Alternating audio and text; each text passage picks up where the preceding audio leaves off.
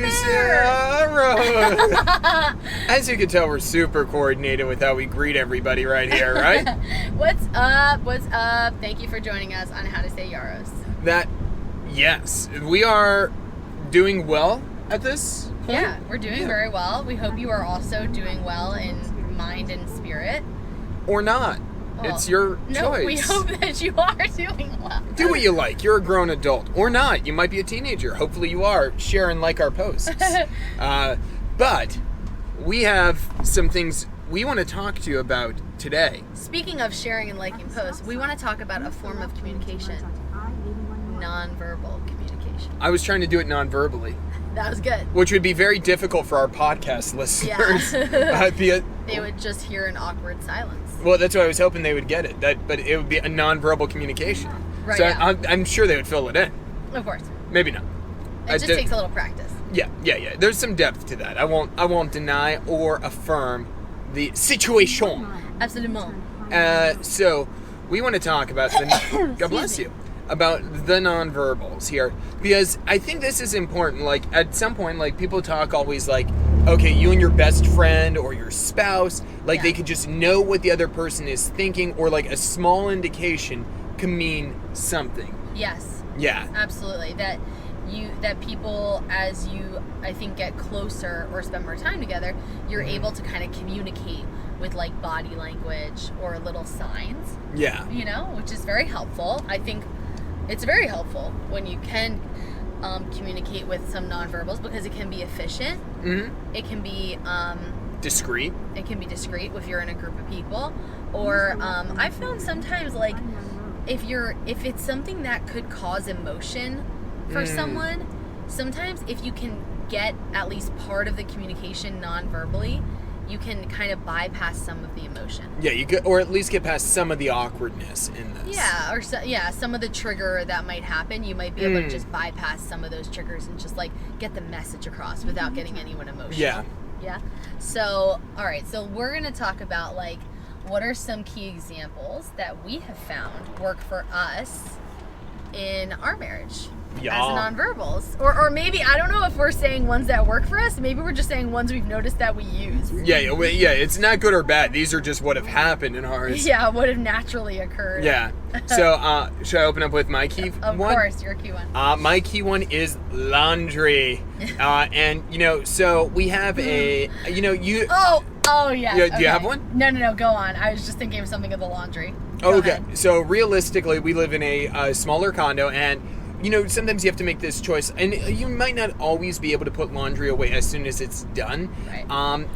Actually, Gabby's never taught me where her stuff goes. She seems to refuse to teach me that for reasons I can't understand yet. Well, the reason is because if I don't want Adam to have to put my clothes away into its spots, because he already does so many household chores and he's wonderful about it. And I don't really want him to know where everything has to go, because then he might feel like he might have to put things away from me, and he doesn't need to do that. I'd put it away. I know, and I don't want you to do that, because it's so lovely that you would do that, and I don't want you to have to do that.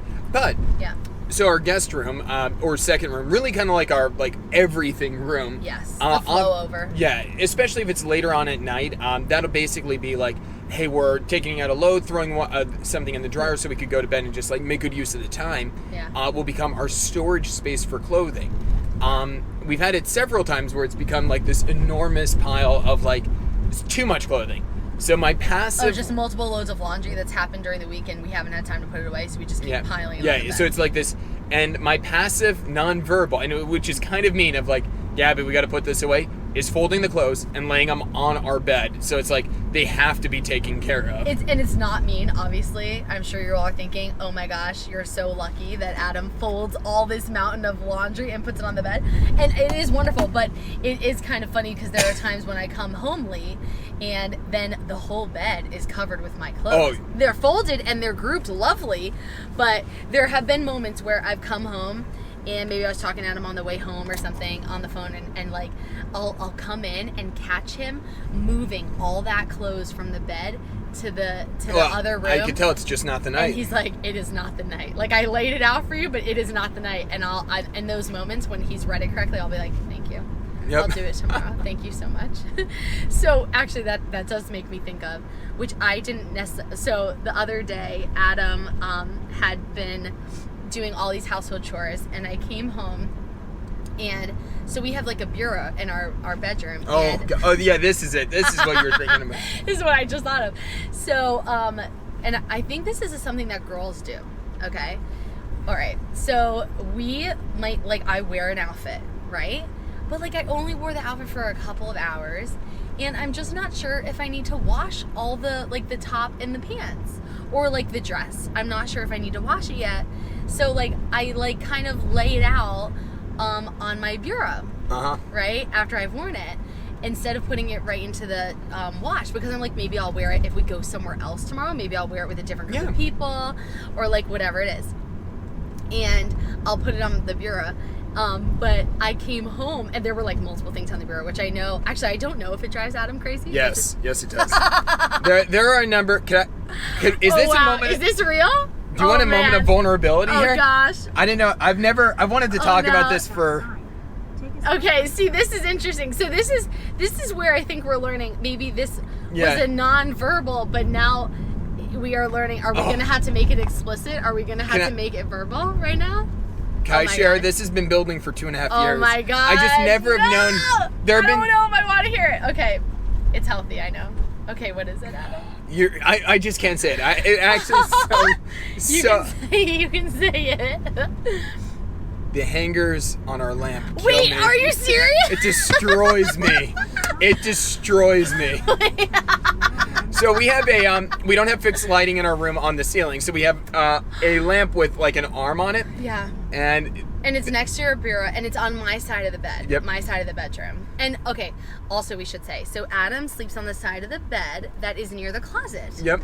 And I sleep on the side of the bed that has nothing there except for my bedside table. And I use a robe. Like, yes, Gabby, I always use a robe. Yeah, and she does. It's not a fictitious use. Gabby is an avid robe wearer. Yeah, like I come home, robe's on. Like I've changed clothes, robe is on. I like the robe. And I was just watching that whole. Yeah, thank you. Adam, so anyway, so I use a robe, so it would not make sense for my robe to be in the closet all the way on the other side of the bedroom. So the robe is on the side where, like, you know, like my drawers are. So I have hung it up on it's like a random hanger, and it's like hung up on the light. So tell me, Adam, what? It just destroys me on the inside. Oh my gosh! I did not know this. Why have you never said it? Well, it seems so petty. Oh no! Oh no! What are we gonna do? I don't know. Oh no, do you have a solution? No, honestly, there's no convenient solution. Oh my god. And that's where it's also, I've been loath to bring this up.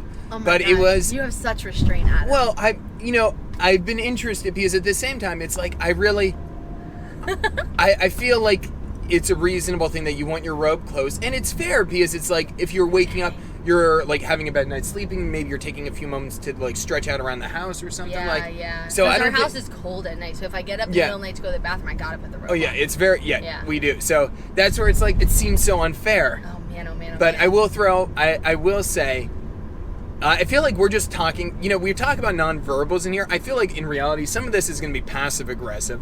We both said we didn't want it to be negative. Oh no, it's just the truth of passive aggressiveness. Yeah, So my robe is out there hung up, but then I also have like I wore a dress to work, and I put it on I just lay it out on the bureau, right? Yeah. Or like my PJs that I wore the night before. Like I'm not gonna wash my PJs every night. No, so like nor my should PJs you. are like rolled up on the bureau. And so anyway, so then Thursday is often when Adam like does a lot of laundry because he's usually off work. So which is amazing. So anyway, so all that stuff is on the bureau, and a lot of that stuff will go in the delicate wash, right? It always goes in the delicates. I take care of that. So, but I'm leaving it there because I'm like, well, maybe I'm going to wear it. I don't want to just wash it unnecessarily. So recently, there was a week where I came home and the bureau is cleaned off. And I had multiple items on the bureau, like I know I did. And also my robe is gone, so I know he washed my robe. And I look and I see all the clothing has been laid out on the bed, all folded already. And I'm like, Adam, did you wash my clothes on the bureau? And he's like, I don't know what you're talking about. You have no proof. Like, I don't know what you're talking about. And I'm like, you took my clothes off the bureau and washed them. They were not in the wash. And I was saying my nonverbal like obvious was if they're on the bureau. Like I've never explicitly said this though to this, so that's on me. But I just, I was like, obviously if it's on the bureau, like I'm not washing it yet. And he was like, I don't understand. I don't understand. Well, first, I've never confirmed that I have washed those clothes.